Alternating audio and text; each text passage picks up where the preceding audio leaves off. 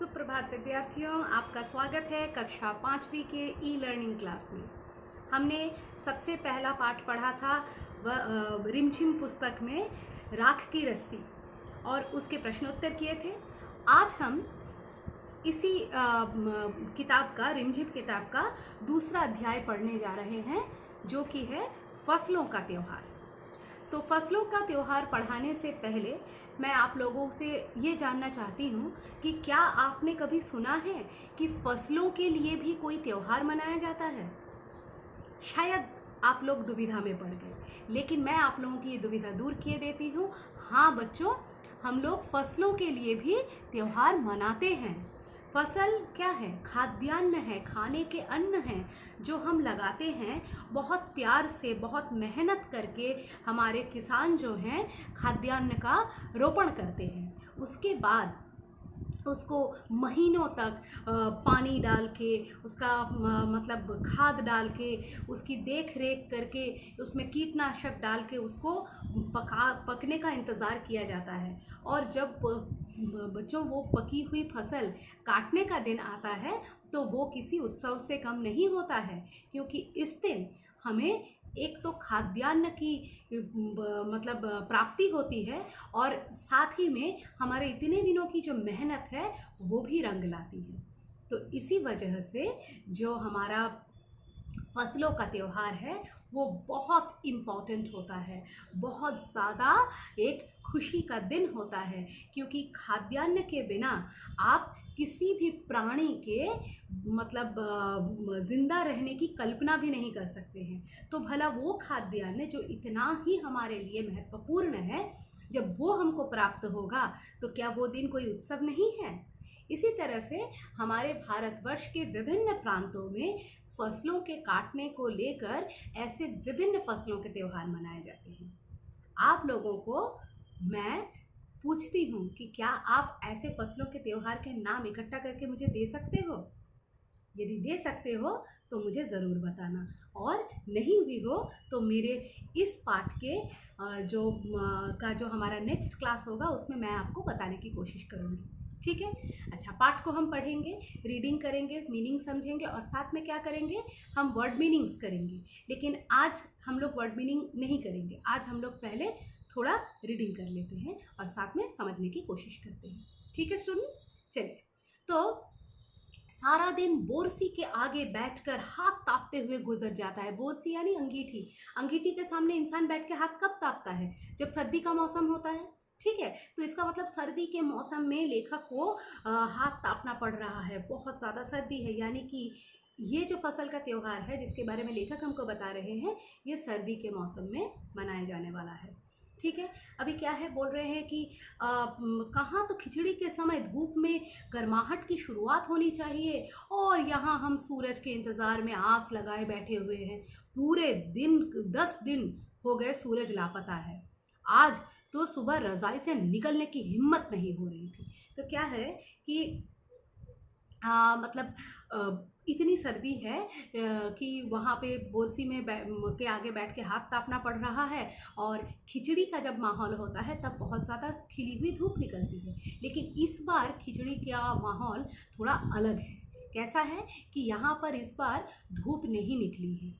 ठीक है, और 10 दिन हो गए हैं सूरज लापता है। यानी क्या मतलब, वो हो सकता है कि बरसाती टाइप का क्लाइमेट हो। ठीक है, जैसे बरसात में होता है ना, वैसे विंटर्स में भी कभी कभी रेन्स होते हैं, तो तब क्या होता है, बहुत दिनों तक सूरज नहीं निकलता है। अभी भी अप्रैल का महीना जब चल रहा था कुछ दिन पहले, तब हम लोग देख रहे थे बहुत दिनों से बादल छाए हुए थे, तो अप्रैल के महीने जैसा नहीं लग रहा था। लेकिन अभी मई चलते चलते धीरे धीरे धूप दिख रहा है, तो तब भी ऐसा ही कुछ प्राकृतिक कंडीशन चल रहा होगा।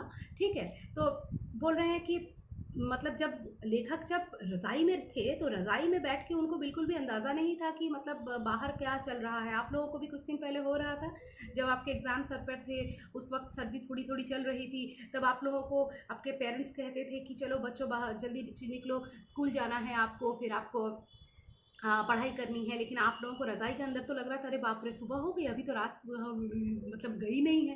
लेकिन ऐसा नहीं होता है, फिर आप उठते हैं, फिर आपको अंदाज़ा होता है नहीं, सुबह तो कब की हो चुकी है। ठीक है, ऐसा होता है। तो आगे हम क्या जानेंगे कि फिर क्या हुआ कि लेखक को रज़ाई के अंदर आप लोगों की तरह बिल्कुल समझ में नहीं आ रहा था, लेकिन बाहर से बहुत सारे आवाज़ आ रहे थे, चहल पहल की आवाज़, ठीक है। और किस चीज़ की आवाज़ आ रही थी? चापाकल। चापाकल आप जानते हैं चापाकल किसको कहते हैं? हैंडपंप को कहते हैं, ठीक है, ट्यूबवेल। तो जो चापाकल है उसके चलने की आवाज़ आ रही थी, पानी गिरने की आवाज़ आ रही थी, किसी के हाँक लगाने मतलब किसी को बुलाने की आवाज़ आ रही थी, ठीक है। क्या बोल रहे हैं कि जा भाग के देख, केरा का पत्ता आइल की ना, आज ही लोग के उठे के नईखे का, बोल जल्दी तैयार होकर। तो ये स्थानीय भाषा है।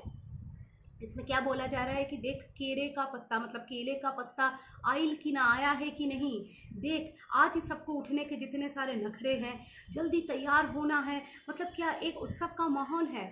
और जो घर के बड़े हैं वो इसकी तैयारी कर रहे हैं, लेकिन मतलब जैसे लग रहा है कि बाकी लोग ये वेदर के चलते सुस्ता गए हैं, तो उनको थोड़ा पंप अप करने की कोशिश की जा रही है, ठीक है। क्या हुआ कि नहा धोकर हम सभी एक कमरे में इकट्ठा हुए। तो अब पूजा अर्चना जब भी हम लोग करते हैं तब हम लोग क्या करते हैं, हम लोग नहा धोकर तैयार होते हैं। तो यहाँ भी ऐसा ही हुआ, नहा धोकर सभी जो है एक कमरे में इकट्ठा हो गए, ठीक है। आगे क्या होता है चलिए देखते हैं।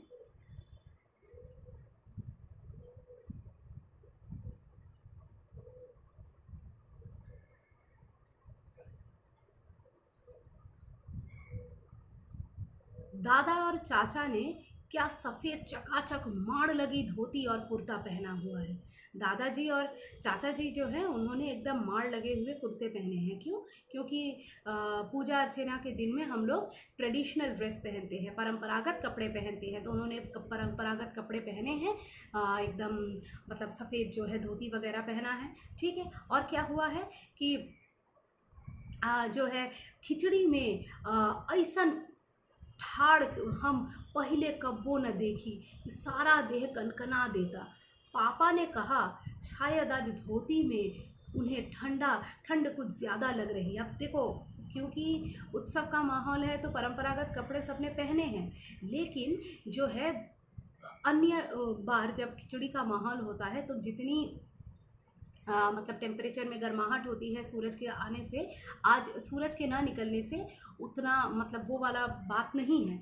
और क्या हो रहा है कि मतलब बहुत ठंडी लग रही है और पिताजी को भी ऐसा लग रहा है कि धोती में उनको ज़्यादा ठंड लग रही है, ठीक है। सामने मचिया पर खादी की सफ़ेद साड़ी पहने हुए दादी बैठी थी और सामने दादी बैठी हुई थी। आज दादी ने अपने बाल धोए हैं, छक सफ़ेद सेमल की रुई जैसे हल्के फुल्के बाल। और पूजा उत्सव है तो दादी के बाल गीले हैं, ठीक है, उन्होंने बाल धोए हैं और उनके बाल कैसे लग रहे हैं, एकदम रुई सेमल, एक काइंड ऑफ मतलब कॉटन का प्लांट होता है तो उसका जो मतलब रुई जैसा दिखता है, वैसे रुई जैसा हल्का फुल्का उनका सफ़ेद बाल, क्योंकि दादी जी बूढ़ी हैं तो उनके बाल सफ़ेद हैं, ठीक है। तो उनके सफ़ेद बाल वैसे दिख रहे हैं, ठीक है।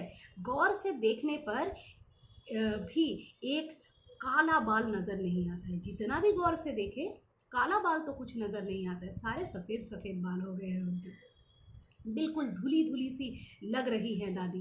उनके सामने केले के कुछ पत्ते कतार में रखे हैं। दादी तो एकदम साफ़ सुथरी धुली सी लग रही हैं, उनके सामने जो है केले के पत्ते कतार कतार यानी पंक्ति में पंक्तिबद्ध तरीके से केले के सारे पत्तों को सजाकर रखा हुआ है, जिस पर क्या है केले के पत्तों का इस पूजा में खास प्रयोग होता है। क्या प्रयोग होता है कि उस पर तिल, मीठा गुड़, चावल, मिठा मिठा यानी कि गुड़, तिल रखा गया है, मिठा यानी गुड़ रखा गया है, चावल, सब क्या है छोटे छोटे ढेर में ऐसे ऐसे पड़े हुए, ऐसे ऐसे हीप्स छोटे छोटे हीप्स बना के रखे हुए हैं। हमें बारी बारी से उन सभी चीज़ों को छूने और प्रणाम करने के लिए कहा गया। बच्चों को तो नियम का उतना पता नहीं है, उनको बताया गया कि आप इनको बारी बारी से छुएं और इनके प्रणाम करें। जब सबने ऐसा कर लिया तो क्या हुआ कि सबके ऐसा करने के बाद जो है मतलब तो सभी चीज़ों को एक जगह इकट्ठा करके दान के लिए दे दिया गया। बच्चों के कोमल स्पर्श से, उनके पवित्र स्पर्श से वो चीज़ें क्या हुई, वो चीज़ें जो है एकदम मतलब पवित्र मानी गई और उनको फिर दान के लिए लोगों को दे दिया गया। आज तो अपी दीदियाँ बुरी फंसी। उन्हें ना तो चूड़ा दही पसंद है और ना ही खिचड़ी। पर आज तो फरमाइशी नाश्ता नहीं चलेगा, उन्हें दोनों ही चीज़ें खानी पड़ेंगी। आज खिचड़ी जो है, तो अपी दीदिया कोई दीदी हैं उनकी, जो बहुत फंस गई है, उनको ऐसा लग रहा है लेखक को। क्यों फंस गई है? क्योंकि जो त्योहार का, उत्सव का दिन होता है, उस दिन हमको रीति रिवाज वाले खाने खाने पड़ते हैं। ठीक है, तो उस दिन हमारे नखरे मस्ती नहीं चलती है कि मुझे मैगी खाना है, ये खाना है, वो खाना है, वो तो नहीं होगा। तो अपी दीदिया को इस दिन जो रीति रिवाज वाला खाना है, एक तो है खिचड़ी और दूसरा है चूड़ा दही, दोनों ही बिल्कुल पसंद नहीं है। लेकिन आज उनको कुछ नहीं किया जा सकता है उनके लिए अलग से, क्योंकि आज कोई फरमाइशी नाश्ता नहीं चलेगा। कोई फरमाइशी नाश्ता यानी आप कुछ फरमाइश कर रहे हैं, कुछ ऑर्डर कर रहे हैं, कुछ बनाने के लिए कह रहे हैं, कोई ज़िद नहीं चलने वाली है। आज तो सबको खिचड़ी ही खानी है। खिचड़ी खाने के बाद सभी ने गया से आए तिल गुड़ और चीनी के तिलकुट को बड़े चाव से खाया। ये सभी उसी दिन के रीति में पड़ते हैं। क्या किया कि गया से आया जो मतलब तिल है, गुड़ उसके साथ और चीनी, तिल गुड़ को एक साथ मिलाकर खाते हैं। और क्या है कि चीनी के तिलकुट, जो चीनी से बने हुए तिलकुट हैं, मतलब वो बिस्किट टाइप के दिखते हैं, उनको बड़े चाव से खाया। इसको खाने का एक साइंटिफिक रीज़न होता है। इसको खाने से शरीर में गर्माहट आती है, क्योंकि सर्दी का माहौल होता है। ठीक है, क्योंकि अभी आप लोग वहाँ तक पहुँचे नहीं हैं, इसलिए मैं आपको बता नहीं पा रही हूँ कि ये किस दिन मनाया जाता है। चलिए, अब मैं आपका सस्पेंस ख़राब नहीं करूँगी, आगे बढ़ते हैं क्या होता है। खाते खाते मैं सोच रही थी कि कितनी अलग है ना ये खिचड़ी जो अभी हम मना रहे हैं। स्कूल में हम जो खिचड़ी मनाते हैं उसकी अलग ही मस्ती हुआ करती थी। छुट्टी का दिन, नाव में बैठकर गंगा नदी की सैर और फिर टापू पर बालू में दौड़ते हुए पतंग उड़ाना या उड़ाने की कोशिश करना, कितना मज़ा आता था। अब इस बच्चे को क्या मतलब कंपैरिजन हो रहा है कि हम लोग जो अपने विद्यालय में जो खिचड़ी मनाते हैं और आज हम लोग जो गांव में सबके साथ मिलके जो खिचड़ी बना रहे हैं, इन दोनों में बहुत डिफरेंस है। वहाँ पे वो क्या करते थे, मस्ती करते थे, बालू पर दौड़ते थे, पतंग उड़ाना ये सब करते थे। हाँ, इधर हम पतंग उड़ाते थे और वहीं थोड़ी दूर पर गुरुजी, विमला दीदा, आनंद जी, झिलमिट भैया सब मिलकर ईंट से बने चूल्हे पर बड़े बड़े कड़ाहों में खिचड़ी बनाते थे। वहाँ पर ऐसा होता था, बाकी सब लोग मिलके खिचड़ी बनाते थे और बच्चे पतंग उड़ाते थे। ठीक है, हम भी बीच बीच में अपनी पतंगों को सुस्ताने का मौका देते हुए मटर और प्याज छीलने बैठ जाते थे। जब भी कुछ पिकनिक होता है या कुछ सब मिलके एक साथ काम करते हैं तो सबको काम करने का मौका मिलता है, सबको अच्छा भी लगता है। तो ये बच्चे भी ऐसे ही सब कोई मिल करके जो है मतलब मटर छील रहे हैं, प्याज छील रहे हैं। वैसी खिचड़ी फिर दोबारा खाने को नहीं मिली। लेकिन बोल रहा है कि वैसी वाली खिचड़ी दोबारा खाने को नहीं मिली। वो अपने उस टाइम की बात कर रहा है जब वो स्कूल में खिचड़ी बनाता था। ठीक है, वो उन दिनों को याद कर रहा है। वाकई ढंग कैसा भी हो, पर ये खुशियों का त्यौहार है। अब उनको कमी तो खल रही है उस प्रकार से खिचड़ी बनाने की, लेकिन फिर भी उनको लग रहा है चाहे कैसा भी हो, लेकिन है तो खुशियों का त्यौहार, तो चाहे वैसे मनाएं या ऐसे मनाएं, लेकिन इस त्यौहार को मतलब हम जब भी मनाते हैं तो ये हमको क्या करता है, खुशियाँ प्रदान करती है। ठीक है, तो आगे क्या होता है।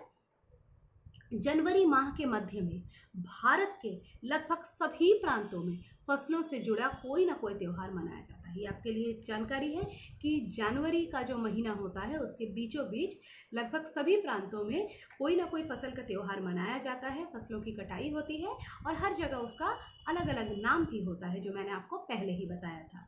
कोई फसलों के त्यौहार को जाने पर खुशी बांटता है, कोई फसलों के त्यौहार हो जाने पर खुशी बांटता है, तो कुछ लोग इस उम्मीद में खुश होते हैं कि अब पाला कम होगा, सूरज की गर्मी बढ़ने से खेतों की खड़ी फसल तेज़ी से बढ़ेगी। सभी प्रांतों और इलाकों का अपना ढंग और अपना रंग नज़र आता है। इस दिन सब लोग अच्छी पैदावार की उम्मीद और फसलों के घर में आने की खुशी का इजहार करते हैं। तो ये जो त्यौहार है ये सबके लिए खुशियों का त्यौहार है, ये तो मैंने आप लोगों को पहले ही बताया। और क्या है कि मतलब लोगों को ये भी लगता है कि अब पाला थोड़ा कम पड़ेगा, मतलब ठंड थोड़ी कम होने वाली है, क्योंकि अब सूरज की रोशनी जो है बढ़ रही है, धीरे धीरे सर्दी जा रही है। और सूरज की गर्मी बढ़ने से क्या है, आसपास के माहौल में गर्माहट आएगी, और गर्माहट आने के कारण क्या होगा कि फसल भी जल्दी से बढ़ेगी, पकेगी और उनको काटा जाएगा। इस दिन हम सब लोग अच्छी पैदावार की उम्मीद करते हैं। हमको लगता है कि अच्छी पैदावार आएगी, सबकी उम्मीद तो रहती है यही, क्योंकि बहुत मेहनत से हम लोग फसलों को उगाते हैं। उत्तर प्रदेश, बिहार, मध्य प्रदेश में मकर संक्रांति या तिल संक्रांत, असम में बिहू, केरल में ओणम, तमिलनाडु में पोंगल, पंजाब में लोहड़ी, झारखंड में सरहुल, गुजरात में पतंग का पर्व, सभी खेती और फसलों से जुड़े त्यौहार हैं। चलिए देखिए, जवाब मिल गया जो मैंने आप लोगों से कहा था। हालांकि इसके अलावा भी है, आप लोग चाहो तो उन्हें ढूंढ सकते हो। तो मकर संक्रांति में, मतलब मकर संक्रांति जो होता है उस दिन क्या होता है कि मतलब जो है मतलब जनरली हम लोगों का वो 15 ऑफ जनवरी करके पड़ता है। तो उसमें क्या होता है कि बिहार में, उत्तर प्रदेश, मध्य प्रदेश में इसको क्या बोलते हैं, मकर संक्रांति या तिल संक्रांत बोलते हैं, ठीक है। और असम में जो है, असम में जो मतलब बिहू का वक्त होता है, उसमें वहाँ पर भी असम में क्या होता है कि इसको बिहू, केरल में ओणम, तमिलनाडु में पोंगल, पंजाब में लोहड़ी, झारखंड में सरहुल, गुजरात में पतंग का पर्व आदि, ये सारे ही फसल से जुड़े त्यौहार हैं। कार्य एक ही है, लेकिन मनाने का रीति रिवाज अलग होता है, और हर जगह के साथ इसका नाम बदल जाता है, लेकिन चीज़ वही है। इन्हें जनवरी के मध्य से अप्रैल तक अलग अलग समय में मनाया जाता है। तो हर एक चीज़ वही 15 जनवरी या उस के आसपास नहीं होती है, तब से लेकर अप्रैल 15 के बीच में मनाई जाती है, ठीक है। तो आप लोग मुझे बताएंगे कि अप्रैल 15 से पहले, अभी अभी कुछ दिन पहले हमने कौन सा एक फसलों का त्यौहार मनाया था। हमने यानी यहाँ पश्चिम बंगाल में ये नहीं, लेकिन हमारे भारतवर्ष में कहाँ पर एक फसल का त्यौहार मनाया गया था, ये आप लोग मुझे बताएंगे, ठीक है। तो आज के लिए हम लोग इतना ही पढ़ेंगे, ठीक है। हम लोग पेज नंबर 14 के लास्ट पैराग्राफ से नेक्स्ट दिन हमारा क्लास शुरू करेंगे। इतना आप लोग पढ़ेंगे और मुझे अपनी डिफ़िकल्टीज बताएंगे।